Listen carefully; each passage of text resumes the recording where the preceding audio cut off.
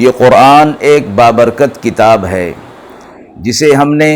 آپ صلی اللہ علیہ وسلم پر نازل کیا تاکہ لوگ اس پہ غور اور فکر کریں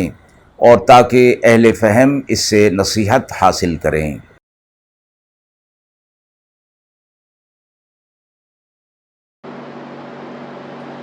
بسم اللہ الرحمن الرحیم۔ السلام علیکم ورحمۃ اللہ وبرکاتہ۔ ناظرین کرام، درس قرآن مجید کے آج کے اس پروگرام میں ہم سورہ ہود کی آیت نمبر 96 تا 101 کا ترجمہ اور تفسیر پیش کر رہے ہیں، اور آخر میں پوچھے گئے سوال کا جواب ہوگا۔ اعوذ باللہ من الشیطان الرجیم، بسم اللہ الرحمن الرحیم۔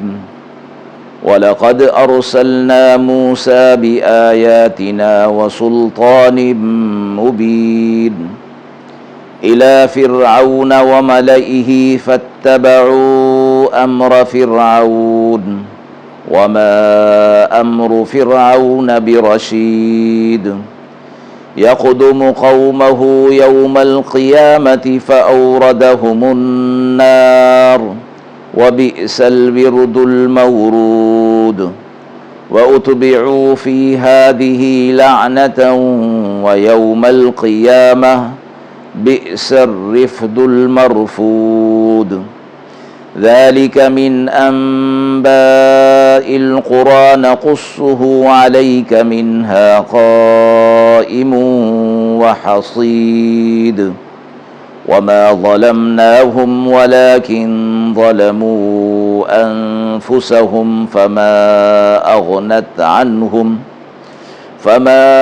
أَغْنَتْ عَنْهُمْ آلِهَتُهُمُ الَّتِي يَدْعُونَ مِن دُونِ اللَّهِ مِن شَيْءٍ لَمَّا جَاءَ أَمْرُ رَبِّكَ وَمَا زَادُوهُمْ غَيْرَ تَتْبِيبٍ۔ آیت مبارکہ کا ترجمہ ملاحظہ فرمائیں۔ اور بے شک ہم نے موسیٰ علیہ السلام کو اپنی واضح نشانیاں دے کر بھیجا فرعون اور اس کے سرداروں کی طرف، پھر وہ فرعون کے حکم پر چلتے رہے اور فرعون کی بات کچھ کام کی نہ تھی۔ آگے اپنی قوم کے قیامت کے دن وہ ہوگا، پھر پہنچائے گا انہیں آگ میں، اور وہ بہت ہی برا ٹھکانہ ہے۔ اور بعد میں ملتی رہی اس جہاں میں لعنت، اور قیامت کے دن بھی برا انعام ہے جو انہیں ملا۔ یہ تھوڑے سے حالات ہیں بستیوں کے کہ ہم آپ کو سناتے ہیں، بعض ان میں اب تک قائم ہیں اور بعض کی جڑ کٹ گئی، اور ہم نے ان پر ظلم نہیں کیا، لیکن وہ اپنی جان پر خود ہی ظلم کر گئے۔ کچھ کام نہ آئے ان کے وہ معبود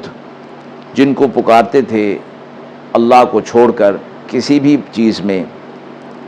جس وقت پہنچا حکم آپ کے رب کا، نہیں بڑھایا ان کے حق میں سوا ہلاک کرنے کے۔ مذکورہ آیات میں موسیٰ علیہ السلام کے لیے فرمایا گیا کہ اللہ رب العزت نے انہیں فرعون کی طرف بھیجا کہ فرعون اپنے کفر اور شرک میں آگے چلا گیا تھا اور اپنی قوم کو بھی اسی طرف لگا لیا تھا، اور قوم والے اس کی اتباع کر رہے تھے،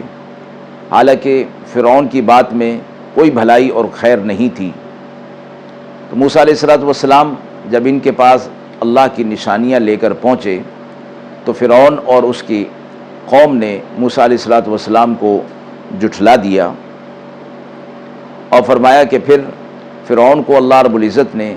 اور اپنی قوم سمیت غرق کر دیا، اور قیامت کے دن یہ آگے آگے ہوگا اور اس کی قوم اس کے پیچھے ہوگی، خود بھی آگ میں جائے گا اور اپنی قوم کو بھی آگ میں لے جائے گا۔ بہت ہی برا ٹھکانہ ہے ان کے لیے۔ دنیا کے اندر بھی انہیں لعنت ملتی رہی، اور آخرت میں بھی ان کے لیے لعنت ہی ہوگی۔ یہ فرمایا گیا کہ آج بھی فرعون کے نام، حامان کا نام، اور اسی طرح نمرود، یہ جو بڑے بڑے لوگ منکر اور مشرک گزرے ہیں خدائی کا دعویٰ کرنے والے، آج تک ان کے اوپر لعنت جو ہے وہ چل رہی ہے اور قیامت تک جو ہے وہ چلتی رہے گی۔ اور فرمایا گیا کہ یہ لعنت اس حوالے سے کہ جو شخص بھی ان کا نام سنتا ہے اس کے دل و دماغ کے اندر ان کے خلاف نفرت پیدا ہو جاتی ہے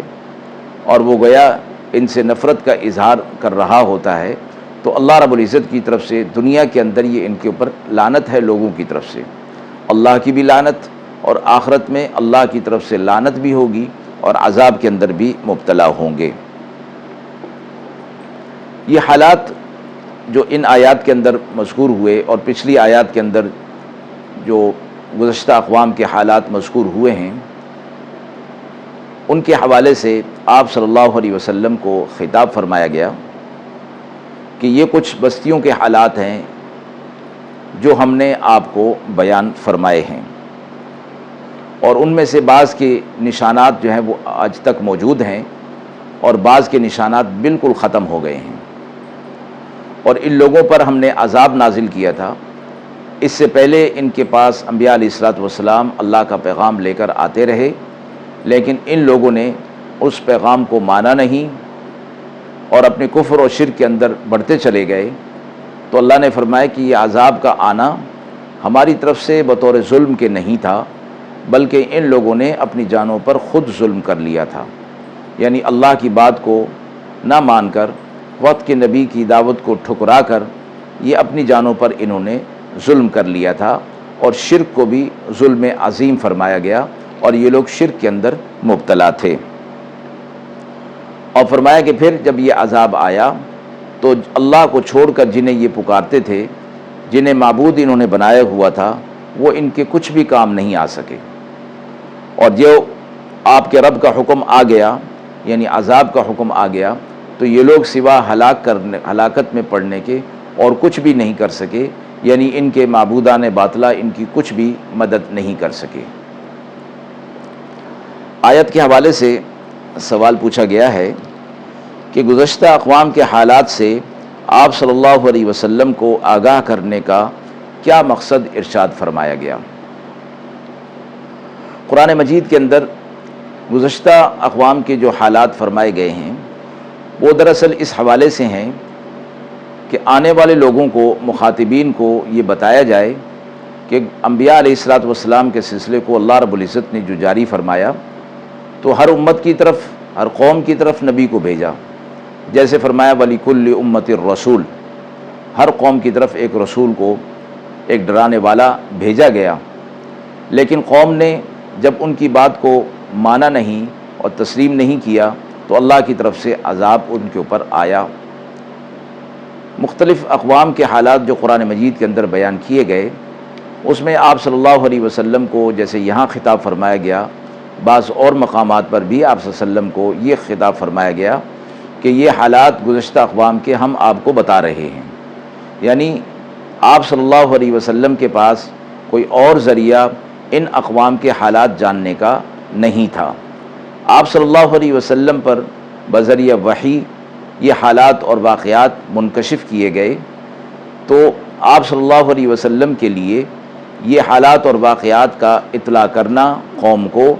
نبوت اور رسالت کی دلیل بن گیا۔ اور دوسرا یہ کہ منکرین کو ان اقوام کے علاقے جو کہ ان کے قریب تھے، شام اور یمن کی طرف جاتے ہوئے وہ بستیاں جو کہ کھنڈرات کے اندر تبدیل ہو گئی تھیں، اور وہ بستیاں جو ہلاک اور برباد ہو گئی تھیں، ان کے کچھ نشانات موجود تھے، تو ان حالات کے بتانے سے اس کی طرف اشارہ کرنا بھی مقصود تھا کہ تاکہ اس سے یہ سبق حاصل کر لیں کہ انبیاء علیہ الصلوۃ والسلام کی دعوت کو ٹھکرانے کا مطلب یہی ہے کہ اللہ کے عذاب کو دعوت دینا ہے، تو آپ صلی اللہ علیہ وسلم کی نبوت و رسالت کی دلیل بھی بن جاتے ہیں، اور اس سے آپ صلی اللہ علیہ وسلم جو انہیں اللہ کا پیغام پہنچا رہے ہیں اس کو نہ ماننے کی صورت میں عذاب کے لیے بھی تیار ہو جانے کا مقصد ان واقعات کے اندر رکھا گیا ہے۔ وآخر دعوانا ان الحمد للہ رب العالمین۔